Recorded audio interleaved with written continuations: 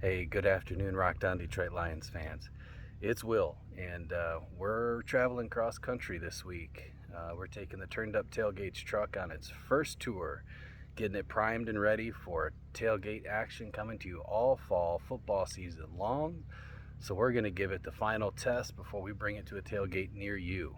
Be sure to check out Turned Up Tailgates. We started a Facebook page, still got a lot of work to do, but the content's going to come this fall. It's going to be fun, it's going to be exciting, and we hope to have you all along for the ride. So, I really wanted to come in today, at least check in with y'all and see what you think about the training camp so far for the Detroit Lions. We've had a few surprises, we've had a few shining moments, and we definitely kind of have the winners and losers of each day. And so far, we got some surprising winners for camp. And I wanted to start with Broderick Martin.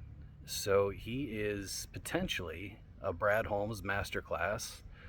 Uh, in my opinion, Broderick, was a late round draft pick for anybody's board, and he was taken quite early. Brad Holmes moved up to take him, gave up I think 3 fifth-round picks just to get up there and get him. So, is this somebody that you expect to carve out a pretty decent sized role this season, or is this somebody that you expect to still kind of learn, grow, and develop over his first season, and see what he turns out to be, in season two, season three, as a really raw, unrefined talent that he is. I can tell you that he's had some incredible moments in camp where his speed for a big man, I mean, he's tall, and his arms are freakishly long.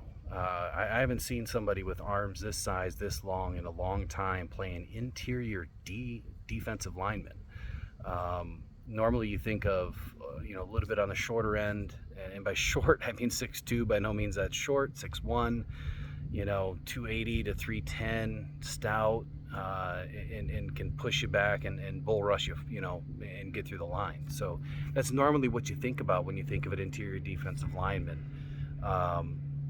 In his role, I think he's more of a run stuffer, right? I think that's his job. He's going to push the line. He's going to hold the line. He's going to be able to work between the guard and the center, and stuff a couple of gaps. And with his reach, he's going to be able to take a running back down who might be going through, a gap, laterally, either left or right of him, which is going to be great. He's been working with Isaiah Buggs, and his power's on display. He's got nimble feet for such a big man. And watching him hit, during practice the other day, it's very apparent that this guy's got some talent. So Broderick Martin is on my watch list now. I think he's somebody that, like I was alluding to earlier, is part of this Brad Holmes masterclass campaign that he's put together, and he's definitely going to be on the list of watchers to key in on as the season gets going and see where his role is defined. Camp winner number 2 is Jahmyr Gibbs. I mean, this guy's incredible. He's lightning quick. His lateral acceleration is a lot more than I ever thought it could be. I mean, we knew his straight north-south speed was insane, but man, can he get out quickly in space, and he makes people miss with ease. So it's been fun to watch, this Lions offense really come together, and coming from a top 5. Andy B said it best, man. He thinks that this offense could be the number 1 offense in the league this season. I don't doubt it for a second. I think there's a lot of things that have to come together first. I still say we're a top 5 offense. I just think we're going to have a much more explosive offense. And last season, hey, the Lions had enough to win. We put up plenty of points. We just couldn't keep points off the board on the other side. So I was hoping this season, in this draft specifically, that the Lions would address the defensive side of the ball. And getting back to these camp winners, Jack Campbell, lighting it up. He's definitely taken his reps with the first team.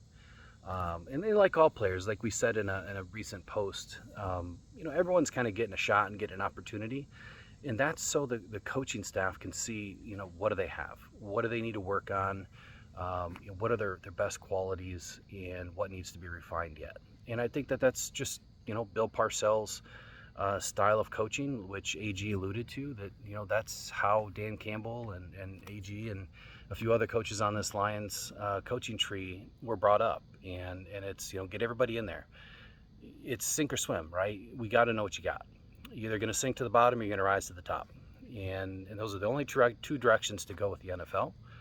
And we're seeing it happen in Lions camp right now. Jack Campbell's getting in there. He's getting his reps. He's making great plays. One issue, which even Jack said in his press conference, is he's got to be quicker with his decision making, and he's got to be confident. He can't be listing off, 3-4 different, assignments and getting everybody confused. That's going to lead to chaos like we saw the first 5 weeks of last season, where everyone was confused and didn't know what to do. And Alex Anzalone had to get everybody aligned. And we saw Anzalone's play kind of fall off because of that. He couldn't play with his hair on fire, if you will. He couldn't have quick, snap judgment decision making for himself when he's worried about everybody else. So this year we should see that hopefully not happen again. Let's just put it that way.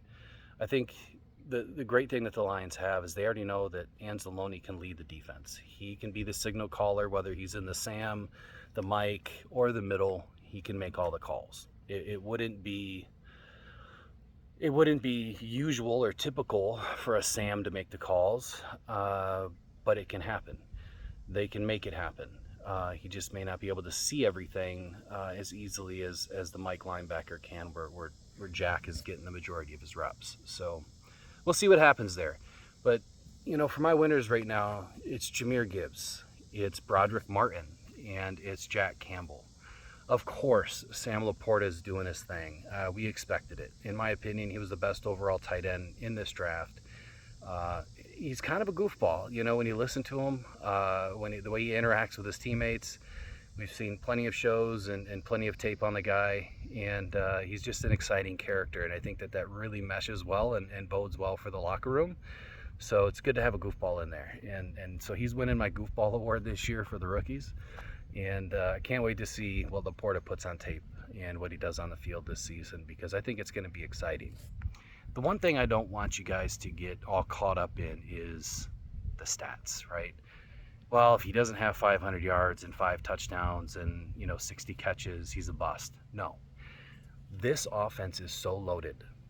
When Jameson comes back, and we'll get to Jameson in a minute, but when Jameson comes back, think about it. Jameson, Jahmyr, Josh Reynolds, Amon-Ra, potentially Denzel Mims, potentially Antoine Green, Khalif Raymond. All of these guys, minus the Sun God, he's a 4.5 40 guy. All those guys are sub 4.4, sorry. That's burning. These guys are fast. And some of them have some length and some height and some power to them where they're going to be troublesome to guard, and they'll be able to create some space. So you put any 3, 4, 5 of these guys up on the line, off the line, trips, to the right or left. I don't care what alignment you put them in. Whether you bunch them up or put them out wide, these guys are going to hurt you. And that's what's exciting. What's also exciting is Goff is picking up where he left off. He's getting the ball to the receivers. There's not a whole lot of balls on the ground, especially not of Goff's fault, more of drop passes or good defensive plays, which is fine. We'd rather have a swatted ball on the ground and not an interception, but we want to see the defense doing their job too.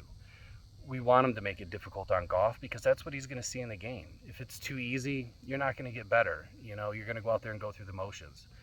So Goff has a very difficult defense in front of him in camp, and we're going to see it get even better, up against the Giants and the Jags.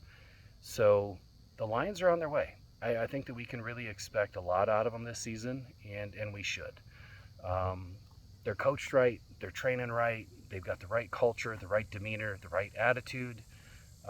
They are one big group of brothers in that locker room, and it's something that we haven't seen, in Motown in quite a while. I'm sure that every season, each locker room has their group of brothers and guys that are close, but it's like all of these guys are close with each other and are picking one another up Doesn't matter what side of the ball they're on, they're there for each other. They're trying to make each other better, and that's what's great to see. So to round this video out today, we'll talk a little bit about Jameson. Um, the guy can't stay out of the headlines. He's got to make good headlines. We can't have bad headlines anymore about Jameson. I get it. He's frustrated. He had a couple of drops the other day. He didn't do anything in the red zone. He was 0 for 3. And you're getting very limited reps in practice. You know, if he gets 6 or 7 targets in practice, you've got to make them count. And when you're not producing on 90% of those reps, I don't care that he has one toe tap catch in the end zone that looked out of bounds, by the way. The next 7 plays you don't do anything with. That's not good. And during that time, you're fighting with a rookie and swinging your hands on a rookie because you're frustrated at yourself. There's got to be a better way to go about it. And fighting with your teammates is not going to help you. Look, let's be honest. The Lions don't have to pay Jameson another $1. He has 0 guaranteed money the rest of his contract. What he's been paid is all that he's going to be paid unless he produces and stays on the team.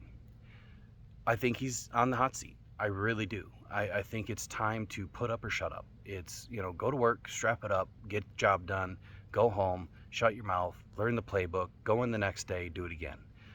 If he can't do that and he keeps ending up in these headlines, I don't know how much of a longer leash Brad Holmes is going to give him. And I know that's difficult to say, and I'm sure a lot of you are going to hate on me for saying that, and that's okay. It's my opinion. Brad's given him a long leash already. Dan's given him a long leash already. He has an incredible amount of talent. Let's not waste it. Strap it up, go to work, get it done, earn it. That's exactly what Dan Campbell and Brad Holmes want you to do. That's what everybody else on this team is doing. It's time for Jameson to put it together. He's going to be gone for 6 weeks here pretty soon. And everything that he's worked on this offseason and training camp is going to turn to rust again. And he's going to have to knock off the rust and get right back to it. And that may take a few weeks. There's very limited practices during the season. It's not like training camp. You have a couple glorified walkthroughs and maybe one pad of practice during the week, and that's it. So if he's rusty again come week 7, we're not expecting a lot of production out of him. A flashy play here or there is not what the Lions need. They need consistency, and they're the first ones that will preach that, is that they need players that are going to be consistent and not flashy. So JMO, man, we wish you the best. We really do. We want to see you succeed because you are a very big part of this Lions offense and team organization, all of it, franchise. You have a ton of fans rooting for you, man. Don't let the small stuff get to you, dude. Just get after it. So if you ever do watch this, we got your back, but we've got to be truthful and honest and give our opinion too. And that's, right now we think that your head's in the wrong direction. So you'll get it together. We got faith in you, man. So that's all I really had for you today. So like I said, we're on the road. We're doing a tour north and south, up and down 127. We're putting the turned up tailgate truck to its first test and kind of seeing what we need. And come tailgate time, come some home opener for the Detroit Lions, we should be ready and have everybody come visit us. If you're going to be at the game or if you're going to be tailgating, hey, even just come down for the tailgate. We're going to try to make it fun, hand out some free food, and who knows, we might have some other free gift bags and other grab bags and things for you guys to take home with you. So that's all I have for Rocked On Detroit Lions today. Please go visit our YouTube at Rocked On Podcast Network and look us up anywhere you can find us on Twitter, TikTok, Instagram. Rocked On Detroit Lions all day. One pride. Take care, y'all.